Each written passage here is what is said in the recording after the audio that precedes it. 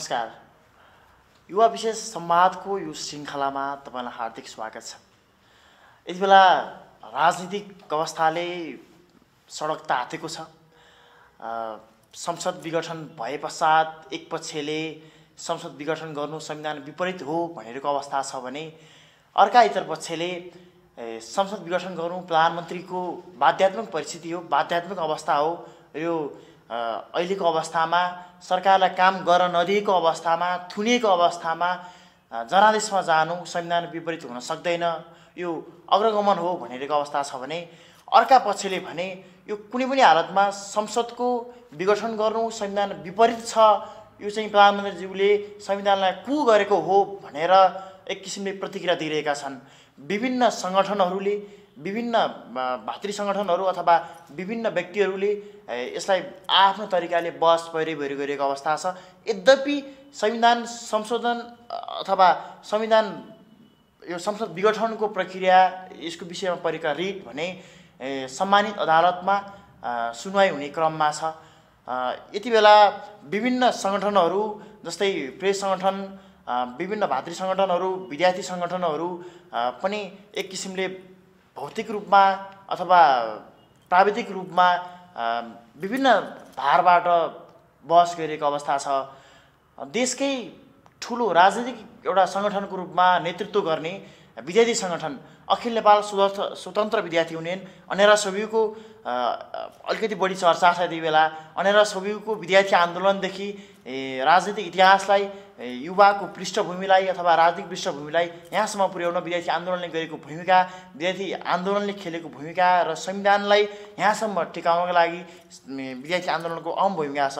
यो पक्षमा पनि एक पक्ष पूर्व अखिल नेपाल स्वतन्त्र विद्यार्थी युनियन क्रान्तिकारी र अनेरा सबियु ले चाहिँ एउटा फरक धारबाट बहस गरिरहेको अवस्था छ। यति बेला हामीसँग यही विषयमा देशको राजनीतिक अवस्थामा र संसद विघटनको प्रक्रिया, त्यसै गरी आम युवा विद्यार्थीको धारणा, अबको बाटो, भविष्यको बारेमा बहस गर्नका लागि यति बेला हामीसँग हुनुहुन्छ अखिल नेपाल स्वतन्त्र विद्यार्थी युनियनका केन्द्रीय सदस्य विवेक त्रिपाठी। विवेकजी, यहाँलाई हार्दिक स्वागत छ। धन्यवाद। अहिले के छ, ठ्याक्कै केमा व्यस्त हुनुहुन्छ? ठिक छु। अहिले समग्रमा हाम्रो जुन अहिले देशमा एउटा स्थिति सिर्जना भएको छ, प्रधानमन्त्रीज्यूले जुन संसद विघटन गर्नुभएको छ र संसद विघटन गरेर नयाँ निर्वाचन, नयाँ जनादेशका लागि चाहिँ जाने भनेर निर्वाचनको तयारी सुरु भइसकेको छ र त्यो हिसाबले एउटा विचाराधीन मुद्दाको रूपमा न्यायालयमा छ। त्यही विषयमा हामीले पैरवीहरू गरिरहेका छौँ। अन्तर्राष्ट्रियका बैठकहरू, भेलाहरू आयोजना भइरहेका छन् र अन्तर्राष्ट्रियले विभिन्न खालका कार्यक्रमहरूलाई अगाडि बढाइरहेको छ। यो विषयमा ठ्याक्कै यहाँको धारणा चाहिँ के छ त? संसद विघटन गर्ने विषयमा सन्दर्भमा मेरो धारणा चाहिँ के हो भने संसद विघटन गर्नु कारणको परिणाम हो। कुनै कारण थियो, कारण भएका कारणले परिणाम भएको र त्यो संविधान त छ भन्ने चाहिँ मेरो कुरा हो। तर यद्यपि यो फेरि न्यायालयले संविधानको व्याख्याता भनेको न्यायालय हो र न्यायालयमा भएको विचाराधीन मुद्दाका विषयमा बोल्नु भनेको जायज हुँदैन, त्यो न्यायसम्मत हुँदैन, त्यो संविधान सम्मत हुँदैन। त्यस कारणले हामीले न्यायालयलाई नै प्रतीक्षा गरिरहेका छौँ। अनि तपाईँकै सङ्गठनमा रहेका अर्का पक्षले भने हरेक दिन आन्दोलन गरिरहेका छन्, संविधानमा चाहिँ, संविधानको पानामा, संविधानमा चाहिँ प्रधानमन्त्रीज्यूले कु गरे, यो संविधान विपरीत छ, यो कुनै पनि हालतमा संसद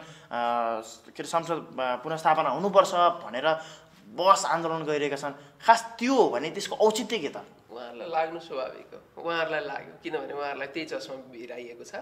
उहाँहरूले संविधानको रक्षाका लागि भन्नुहुन्छ।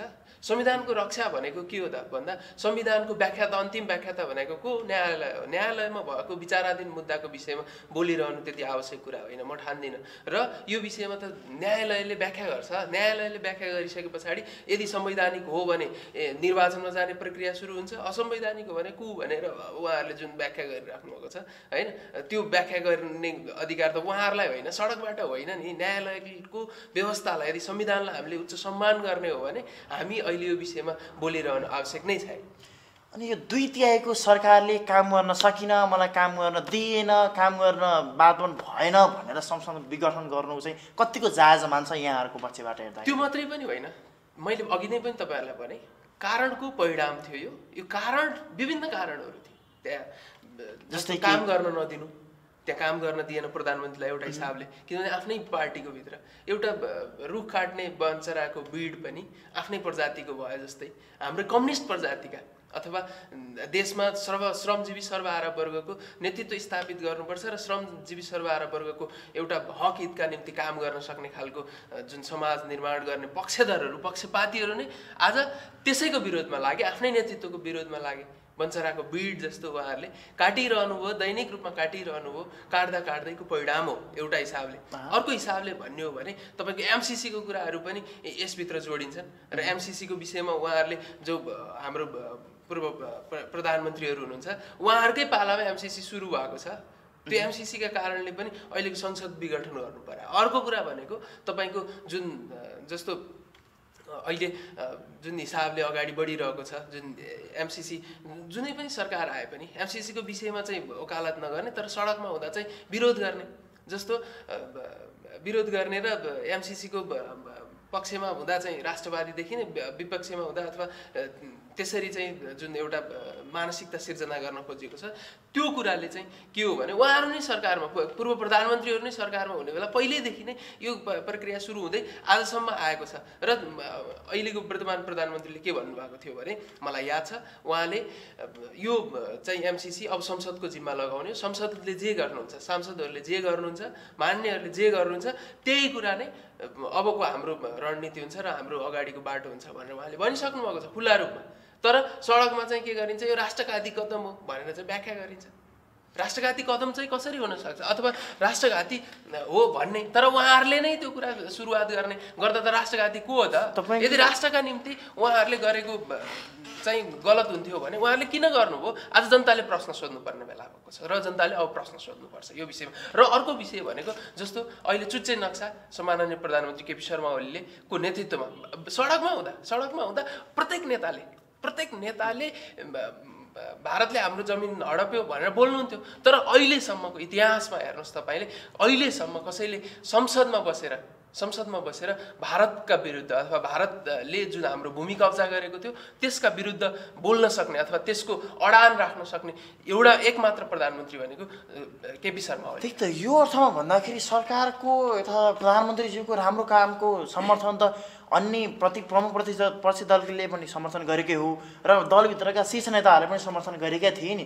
जस्तो चुच्चे नक्सा सार्वजनिक गर्दै गर्दा त संविधानै समर्थन गरेर आम सांसदले पुनः त्यो पार्लियामेन्टबाटै नै एउटा त्यो हल नै एकबद्धता थियो नि, होइन? त्यो त उहाँहरूलाई त्यहाँ त उहाँहरूलाई त पछिल्लो पारियो नि। त्यसमा प्रधानमन्त्री ज्यूले जुन कुरा राख्नुभयो, जब उहाँले त्यो लाने हिसाबले जानुभयो, आम नेपालीको एउटा सेन्टिमेन्ट थियो, त्यो सेन्टिमेन्टका कारणले उहाँले त्यो योजना बनाउनु भयो र संसदमा लानुभयो। लाँदाखेरि उहाँहरूले चाहिँ सहयोग नगर्दाखेरि चाहिँ डाइरेक्ट जनताहरूले चाहिँ देखिरहेका हुन्छन्, वाच गरिरहेका छन् जनताहरूले भन्ने भए पछाडि उहाँहरू त्यो डरका कारणले उहाँहरूलाई नत्र विदेशबाट फोन नआएको होइन यो पारित नगर्नुहोस् भनेर उहाँहरूलाई आएका छन् धेरै कुरा, यसलाई कसरी हुन्छ रोक्न सकिन्छ कि भनेर धेरै चलखेलहरू भएका छन् देशभित्र।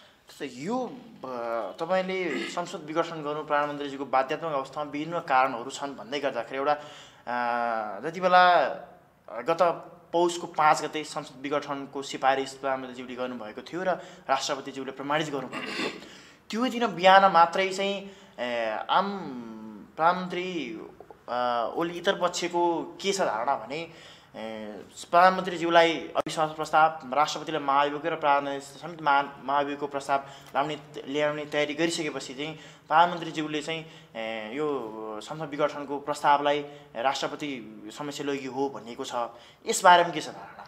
हो, मैले अघि पनि तपाईँलाई जोडेको थिएँ। प्रमुख कारणहरू विभिन्न खालका कारणहरूका कारणले निस्किएको एउटा कुरा हो।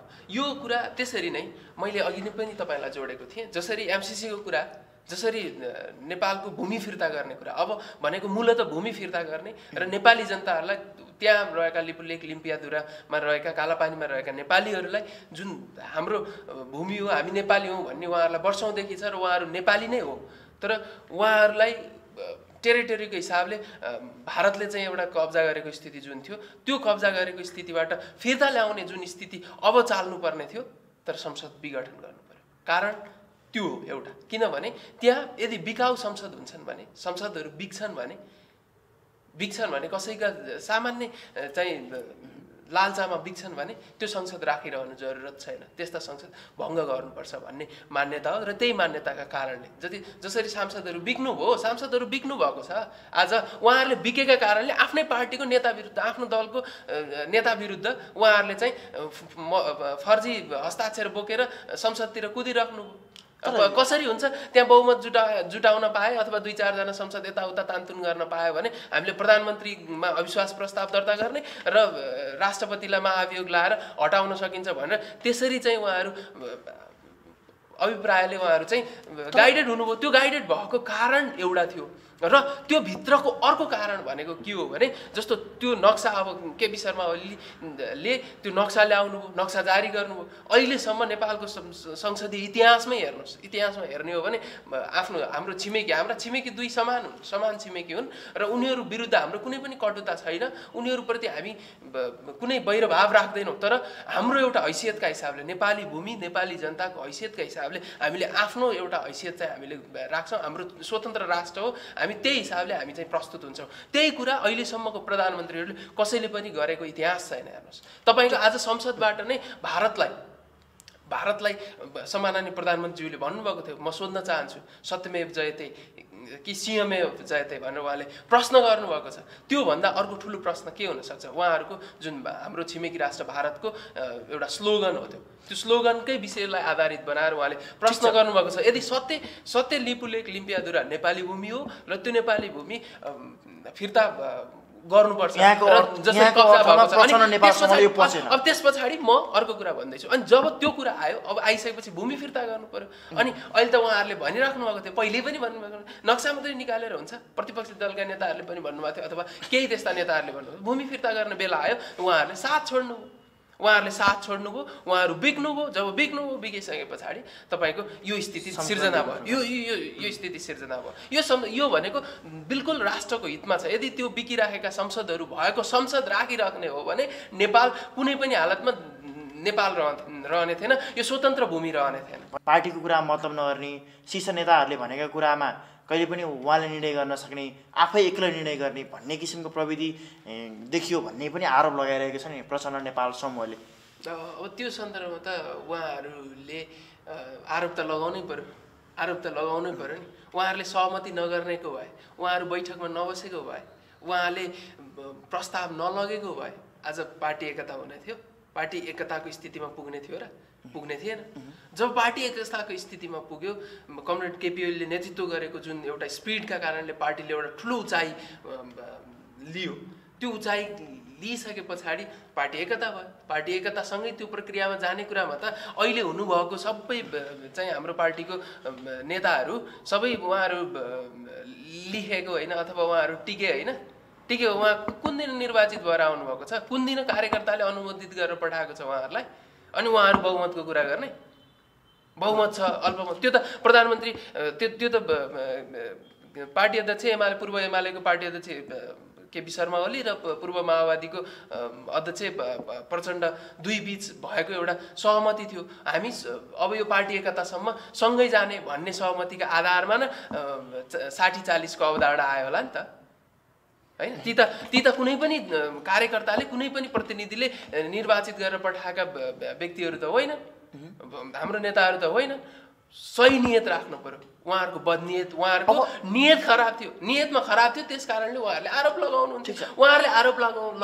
उहाँ मिटिङमा आउनु भएन, मिटिङमा राखेर अनि पेल्न थाले पछाडि उहाँहरू निर्वाचित पनि होइन, केही पनि होइन। पार्टी एकताको मर्म विपरीत गएर उहाँहरू बोल्न थाले पछाडि अनि प्रधानमन्त्री त्यो बैठकमा गइराख्नुपर्ने आवश्यकता चाहिँ के थियो, होइन? उहाँहरूलाई हाकाहाकी चाहिने, नगदी चाहिने, उहाँहरूलाई चाहिँ यस्तो चाहिने, नियुक्ति चाहिने, उस्तो चाहिने, अनि प्रधानमन्त्रीले काम गर्न सक्नु भएन भन्ने, उहाँहरूले बाहिर गएर प्रधानमन्त्रीले काम गर्न सक्नु भएन भन्ने, अनि प्रधानमन्त्रीलाई बिचमा भेट्दा उहाँहरूले सल्लाह कहिले दिनुभयो, पार्टी यसरी सञ्चालन गरौँ भनेर कहिले लानुभयो, अथवा मन्त्रालयहरू यसरी सल्लाह गरौँ भनेर भन्नु, असफल हुँदा केपी ओली असफल हुने, अनि सफल हुँदाखेरि चाहिँ उहाँहरूले क्रेडिट लिने, त्यो कुरा त गलत भयो। प्रधानमन्त्री उहाँ हो भने उहाँले अब जस उहाँले लिनुहुन्छ भने जस पनि उहाँले लिनु हुनुपर्छ र त्यो लिने उहाँ संसदीय व्यवस्था अनुसार नै प्रधानमन्त्री उहाँले नियुक्ति गर्ने, उहाँले सञ्चालन गर्ने, आफ्नो मोडलमा सञ्चालन गर्ने सल्लाह पार्टीबाट पनि लिने हो नि।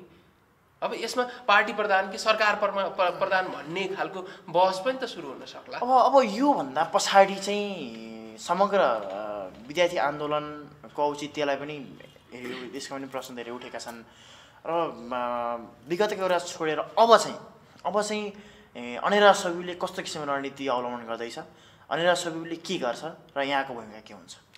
अनेरा सबिउ 2022 सालमा स्थापना भएर सबैभन्दा देशको पुरानो सङ्गठन यही अनेरा सबिउ हो र त्यो अनेरा सबिउले विद्यार्थीहरूका हकहितका निम्ति विद्यार्थीहरूका माध्यमबाट देश बनाउने सिलसिलामा ठुलो योगदान पुर्याउँदै आइरहेको छ। मैले इतिहास धेरै बताइरहनु नपर्ला, यो इतिहास तपाईँहरूलाई जगजाहेरै छ।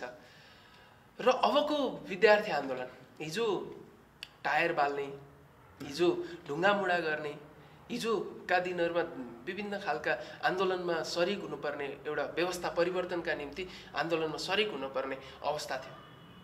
तर आज अब त्यो अवस्था छैन।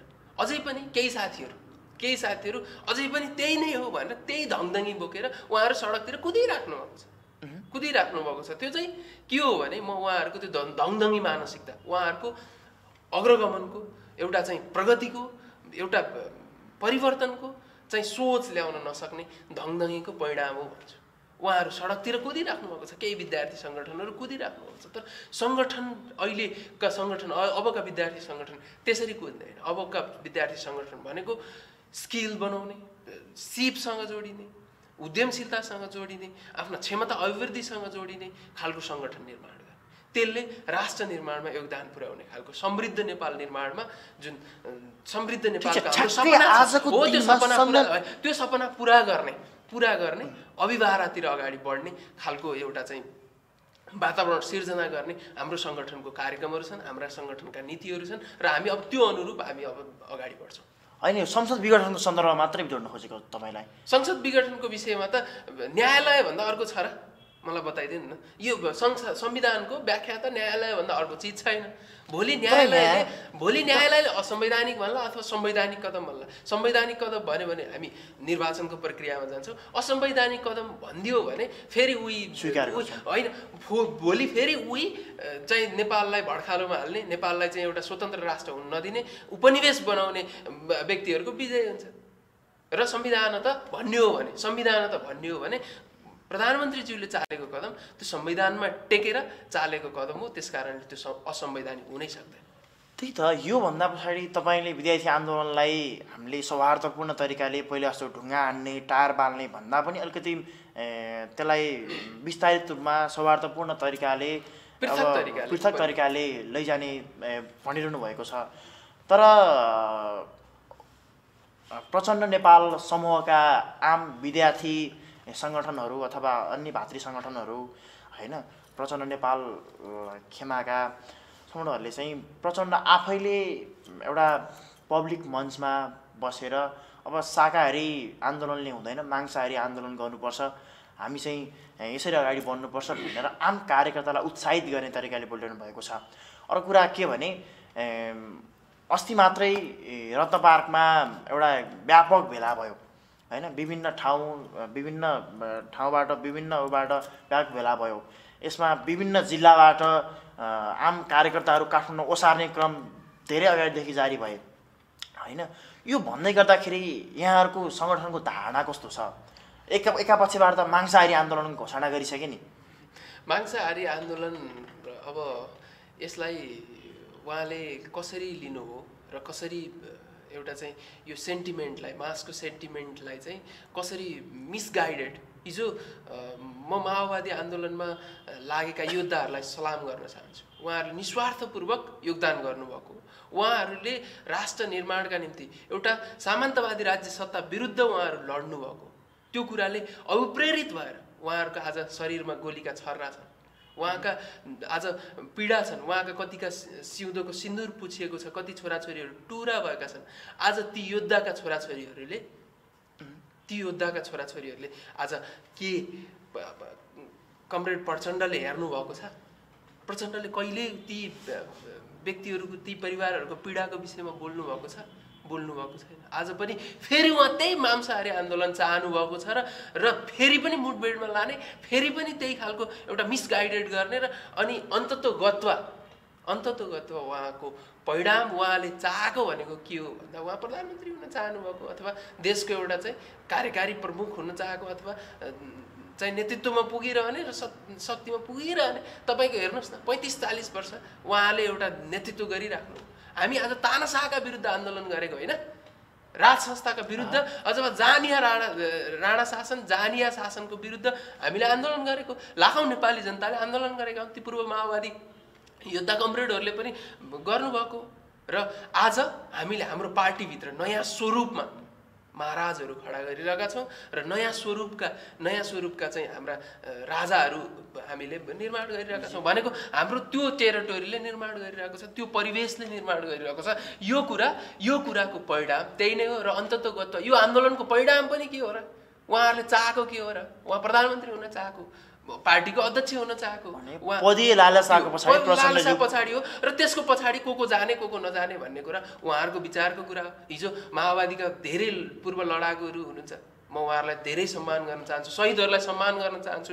उहाँहरूको के ती पूर्व लडाकुहरूले अझै पनि मनदेखि नै उहाँहरूले स्वीकारिरहेको अवस्थै छैन। उहाँहरू त कति चाहिँ अहिलेकै परिवेशमा पनि केपी ओलीले जुन पार्टीको स्पिड दिनुभयो, केपी ओलीले जुन नेतृत्व गर्नुभयो त्यो त्यो स्पिडसँग उहाँहरू हुनुहुन्छ। उहाँकै सहकर्मी बादल अहिले पनि भनिराख्नु भएको छ, उहाँले यो मुभमेन्टको जुन केपी शर्मा ओलीले नेतृत्व गर्नुभयो नयाँ पुस्ता हस्तान्तरण गरौँ भन्ने जुन एउटा अभियान पार्टीभित्र चलाउनुभयो, चलाएका कारणले पनि उहाँहरूले अहिले यसरी चाहिँ मांसाहारी आन्दोलन गर्नु परेको, हामी यता छौँ भन्नु परेको हो उहाँहरूलाई। ठिक छ, मैले यो संवादलाई अलिकति समय र सन्दर्भसँग बिस्तारै लचकता दिने कोसिस गरिरहेको छु। यसर्थमा धेरै कुराहरू उठाउँ, थोरै समय भन्ने मात्र सोचिरहेको छु। अब ठ्याक्कै सरकार ओली खेमा प्रचण्ड खेमालाई ठ्याक्कै पछाडि राखेर पार्टी एकता पछाडिको त्यो विधानलाई हेर्दाखेरि चाहिँ एउटा लडाइँ, अब जनादेशमा जाने निर्णय भइसके पछाडि अब लडाइँ भनेको एउटा चुनाव चिन्हको पनि छ होइन। एउटा हास्यात्मक पनि हुनसक्ला अथवा तर चुनावको विरोध गर्ने, निर्वाचनमा जान विरोध गर्ने तर लडाइँ चाहिँ चुनाव चिन्हकै गर्ने भन्ने एउटा तर्क हुनसक्ला। तर यो कुरा मैले यहाँ जोड्नुपर्छ। यस अर्थमा यहाँको धारणा कस्तो छ? एक पक्षले त्यही दाबी गर्ने, अर्को पक्षले पनि त्यही दाबी गर्ने, तर निर्वाचन आयोगले दिने एउटालाई मात्रै हो होइन। यो सन्दर्भमा चाहिँ खास आधिकारिक पार्टी चाहिँ पूर्वतिर जाँदाखेरि त्यहाँ एउटा सहर छ, त्यो सहरमा तपाईँले धेरै बोर्डहरू हेर्नुभयो भने असली बाजेको पेडा पसल भनेर लेखेको देखिन्छ। त्यो असली बाजेको पेडा पसल जस्तो अहिलेको नेकपालाई बनाउन खोजिएको छ। त्यो खोजिएको मात्रै हो। तर असली बाजेको पेडाको पसल पहिला त्यहाँ एउटा मात्रै पेडा पसल थियो, त्यो असली बाजेको पेडा पसल थियो। आज त्यही पेडा त्यहाँ खानका निम्ति अथवा त्यसको स्वाद लिनका निम्ति धेरै व्यक्तिहरू जान थाले पछाडि अब त्यो नाम चाहिँ ब्रान्ड भयो, नेकपा ब्रान्ड भयो। केपी ओली जतिको राष्ट्रवादी नेता नेपालमा हुनुहुन्न भन्ने खालको अथवा एउटा जुन सर्जन, अस्ति सौरभले पनि भन्नुभएको छ एउटा सर्जन चाहिएको थियो देशलाई, उहाँ विश्लेषक हो, उहाँले भन्नुभएको थियो एउटा देशलाई सर्जन चाहिएको थियो। त्यो सर्जनको भूमिका केपी ओलीले बाहेक अरूले निर्वाह गर्नुभएको छैन। केपी ओली त्यो भएर देशका लागि सर्जन हो भनेर भन्नुभएको थियो। भनेको त्यही हो। त्यो भएको हुनाले यो पेडा पसल जुन एउटा त्यो राष्ट्रवादी एउटा नेतृत्व, एउटा आशाको बीजारोपण गर्ने चाहिँ केपी ओली हुनुहुन्थ्यो अथवा नेकपा एमाले थियो, पूर्व नेकपा एमाले थियो। अनि यसरी चाहिँ अथवा यो कम्युनिस्ट आन्दोलनलाई, यो नेकपाको कम्युनिस्ट आन्दोलनमा, नेपाल कम्युनिस्ट आन्दोलनमा नयाँ आयाम दिने खालको, ऊर्जा सञ्चार गर्ने खालको काम उहाँले गर्नुभएको थियो। उहाँले गरेको त्यो नामको ब्रान्डका कारणले त्यो असली बाजेको पेडा पसल खोज्न खोजिएको मात्रै हो। त्यहाँ अरू पसल थापेर असली बाजेको पेडा पसल भनेर भ्रम प्रचार गर्न खोजिएको मात्रै हो। र असली नेकपा भनेको अथवा असली यो सूर्य चिन्ह पाउने भनेको अन्ततोगत्वा प्रधानमन्त्रीज्यूले नेतृत्व गरेको नेकपाले नै हो। तर यहाँ त पार्टीको विधानमा अथवा यहाँ त र जो अहिलेसम्म सूर्य चिन्ह लिएर एकपटक पनि उठ्नु भएको छैन, नउठ्नु भएकाहरूले अहिले सूर्य चिन्ह हाम्रो भन्न मिल्छ त? अनि योभन्दा पछाडि मैले भन्दैछु बहुमतको निर्णय नै पार्टीमा आधिकारिक हुनेछ अथवा मान्य हुनेछ भने लेख्दै गर्दाखेरि चाहिँ प्रचण्ड नेपाल समूहले 70% बहुमत हामीसँग छ, स्थायी कमिटीको के अरे केन्द्रीय कमिटीको 70% बहुमत हामीसँग छ र सूर्य चिन्ह आधिकारिक रूपमा हाम्रो हो, हामीले पाउनुपर्छ भनेर दाबी गरिरहेका छन् हैन। खास यो बहुमतको कुरा चाहिँ के हो? त्यसलाई निर्वाचन आयोगले निरूपण गर्छ, निर्वाचन आयोगले त्यसको फैसला गरिदिन्छ। त्यो विषयमा निर्वाचन आयोगलाई नै हो अब स्पष्टीकरण दिने कुराहरू भइरहेका छन्। र मैले अघि पनि भने यो केन्द्रीय समिति भनेको टिके समिति हो क्या हैन, टिके समिति हो। त्यो समितिलाई आम कार्यकर्ताले मानिदिनुपर्छ, अनुमोदित गरिदिनुपर्छ भन्ने के छ मलाई भनिदिनुहोस्? छैन। अनि बहुमतको कुरा गर्नुहुन्छ उहाँ, त्यही बहुमतको विषयमा दुईटा अध्यक्षले हस्ताक्षर गरेपछि मात्रै त्यो प्रमाणीकरण हुनेछ अथवा प्रमाणित हुनेछ भनेर पनि त भनिएको छ नि त। भनेको दुई अध्यक्षको त हस्ताक्षर हुनु पर्यो त। अनि उहाँहरू बहुमत बहुमत बहुमत भनेर हुन्छ।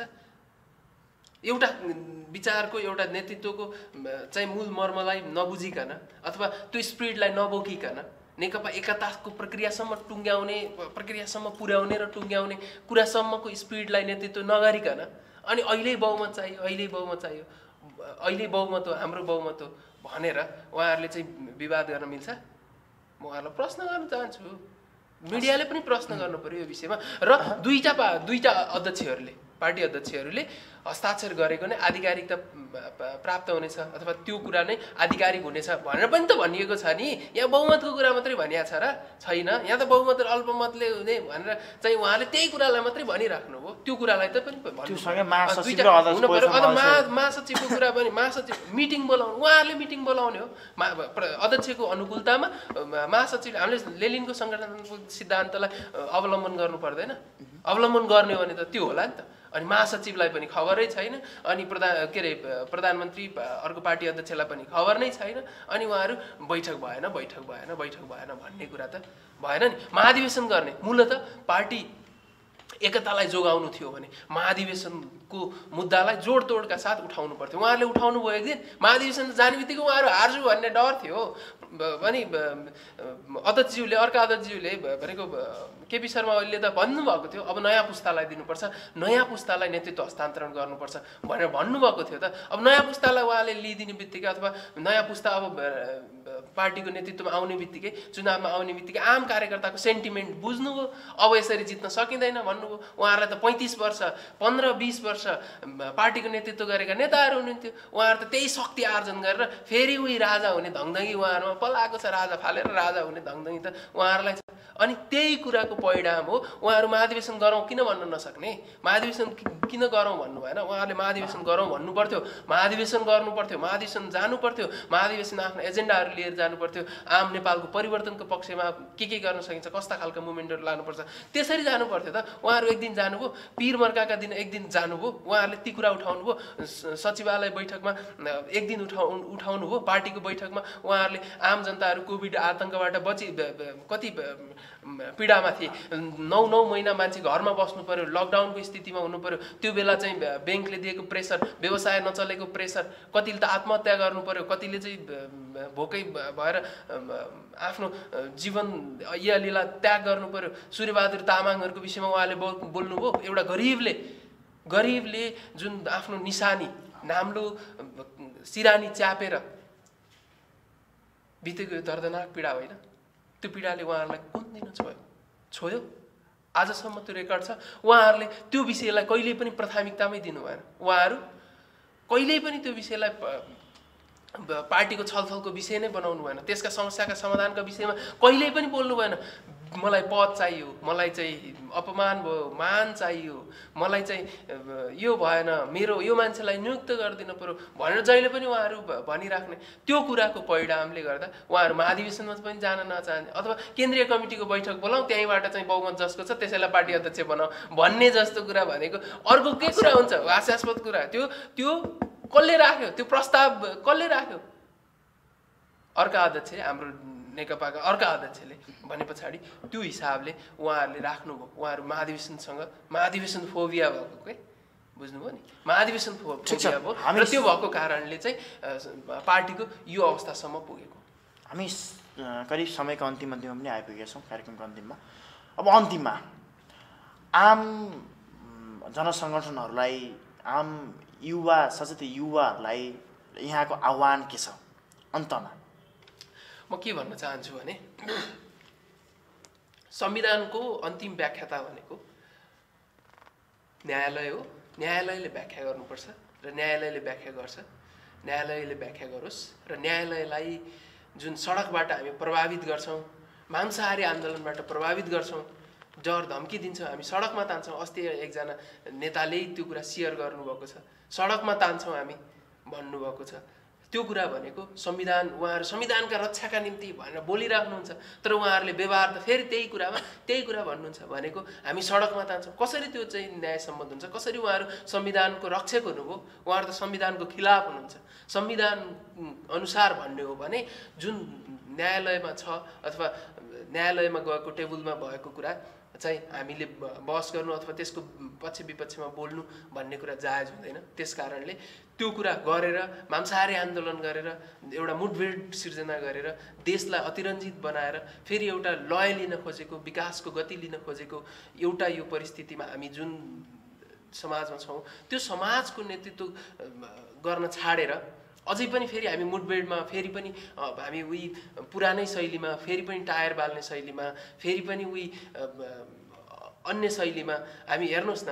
अहिले पनि तपाईँहरू देख्नुहुन्छ बैलगाडा चढेर अमेरिका पुगिँदैन क्या। यो त प्रमाणित कुरा हो, प्रमाणित कुरा हो। उहाँहरू बैलगाडा बनाएर अमेरिका लैजान्छौँ भनेर चाहिँ हिँडिराख्नु भएको छ सडकतिर। यस्ता कुतर्क गरेर कहिल्यै पनि समाज बन्दैन। समाज बन्नका निम्ति हामीले रेलको सपना देख्नु पर्यो नि, जुन प्रधानमन्त्रीले देखाउनु भएको छ। रेल नेपाललाई आवश्यक छ। नेपाललाई के कारणले आवश्यक छ भन्दा हामीले ट्रेड ट्रान्जिटको रूपमा नेपाललाई विकास गर्नु छ। दुई देश, दुई शक्ति राष्ट्रहरू, अबको शक्ति केन्द्र भनेको चाइना र भारत नै हो र त्यसको बिचमा रहेको नेपाल भनेको यति सुन्दर भूमि बनाउन सकिन्छ, यति रिसोर्सेसहरूले फेरि सम्पन्न छ। यस्तो सम्पन्न देशलाई हामीले सम्पन्नतातिर लाने कि अब फेरि उहाँहरूकै सोचतिर, उहाँहरूकै त्यही टायर बाल्ने सोचतिर, उहाँहरूकै त्यही मांसाहारी आन्दोलनतिर जाने भन्ने कुरा अबको युवाले सोच्नुपर्छ। र अबको युवाले सोच्ने भनेको त्यो हो र धेरै युवाहरूले त सोचिसक्नु भएको छ। अब यो पक्ष नै नेपालको एउटा पक्ष हो र भन्ने उहाँहरूले मनन गरिसक्नु भएको छ। म उहाँहरूलाई त्यही आग्रह गर्न चाहन्छु, सत्यको पक्षमा लडौँ, शक्तिको पक्षमा होइन। शक्तिसँग नझुकौँ, सत्यसँग निडर भएर सत्यका साथमा अगाडि बढौँ भन्ने आह्वान गर्न चाहन्छु। र तपाईँहरू जहाँ हुनुहुन्छ, जसरी हुनुहुन्छ, आफ्नो स्थानबाट राष्ट्र निर्माणमा योगदान दिनुहोस्, दिइराख्नु भएको पनि छ। त्यही कुरा राख्न चाहन्छु। हस्, समय र सम्वादका लागि यहाँलाई धेरै धेरै धन्यवाद। धन्यवाद। हस्, आज हामीसँग हुनुहुन्थ्यो अनेरा सयुका केन्द्रीय सदस्य विवेक त्रिपाठी। देशको समसामयिक विषयमा, समसामयिक राजनीतिक घटनाक्रमको विषयमा विशेष छलफल गऱ्यौँ। आगामी समय अर्को श्रृङ्खलामा विशेष अतिथि र विशेष सन्दर्भका साथ उपस्थित हुने नै छौँ। अहिले बिदा दिनुहोस्। नमस्कार।